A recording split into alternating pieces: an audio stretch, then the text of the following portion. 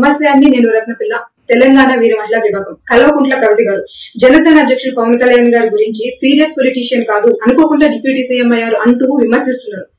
ఒక్క మాట మీరు చెప్పండి, తెలంగాణ సంస్కృతికి ప్రతినిధిగా బతుకమ్మ బ్రాండ్ అంబాసిడర్ గా పేరు తెచ్చుకున్న మీరు ఇప్పుడు మద్యం లాబింగ్లతో సంబంధం ఉన్న ఒక వ్యక్తిగా ప్రజల ముందుకు రావడం ఇది నిజం కాదా?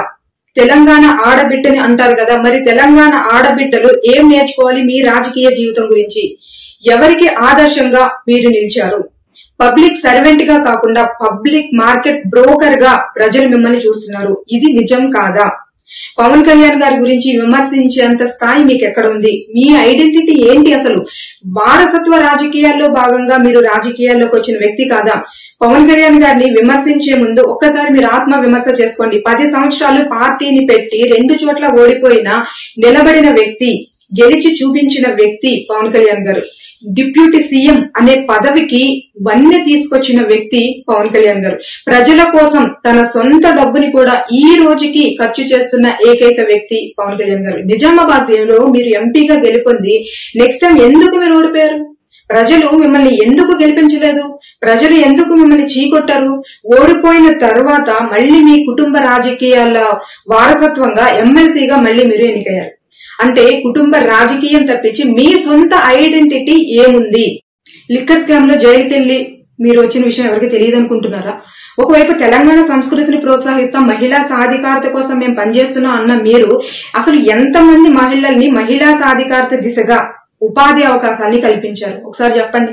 ఒకవైపు తెలంగాణ ప్రజలు విద్య ఉపాధి సాగు కోసం పోరాడుతుంటే, మరోవైపు మీలాంటి నాయకులు మద్యం పాలసీలంటూ దుర్వినియోగం చేస్తూ లాభాల కోసం ఢిల్లీలో లాబీలకు పాల్పడుతున్న విషయం ఎవరికి తెలియదు అనుకుంటున్నారా?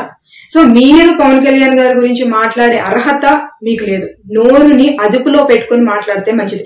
మీ మాటల్ని వెనక్కి తీసుకోండి. మేము జనసేన వీర మహిళా విభాగం నుంచి మేము డిమాండ్ చేస్తున్నాం. తెలంగాణ ప్రజలందరికీ నమస్కారాలు. మొన్న మన బీఆర్ఎస్ లీడర్ కల్వకుంట్ల కవిత గారు అన్న వ్యాఖ్యలను వెంటనే వెనక్కి తీసుకోవాలి.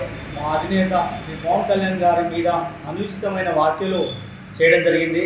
ఆయన ప్రజా జీవితంలో ఎన్నో సంవత్సరాల నుండి 10 సంవత్సరాల నుండి పోరాట పటిమతోని ఒక విజయాన్ని సాధించి భారతదేశం గర్వించదగ్గ 21కి 21 స్థానాలు గెలిచిన ఆ యొక్క గొప్ప లీడర్గా ప్రజా జీవితం గడిపిన వ్యక్తిని అన్ఎక్స్పెక్టెడ్గా, అంటే ఏదో అలా డిప్యూటీ సీఎం అయ్యారని చెప్పి అన్నారు. అమ్మ, ఒక మహిళామూర్తివి, మా అధినేతకు మహిళలంటే అపారమైన గౌరవం.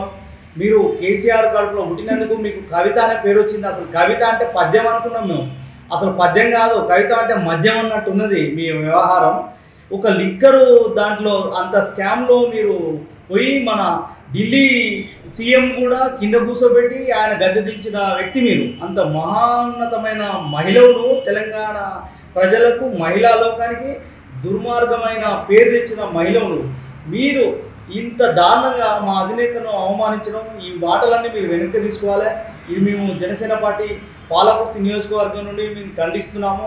అమ్మ, మీరు ఇప్పటికి కూడా మహిళా లోకానికి ఎప్పుడైనా అపారమైన గౌరవం కాబట్టి మేము ఇప్పటికి కూడా మిమ్మల్ని ఏం అనట్లేము. ఒక మహిళవు, మాకు అమ్మతో సమానం నువ్వు. మాకు ఎందుకనంటే మా అధినేతను తిట్టడం మీరు చాలా తప్పండి.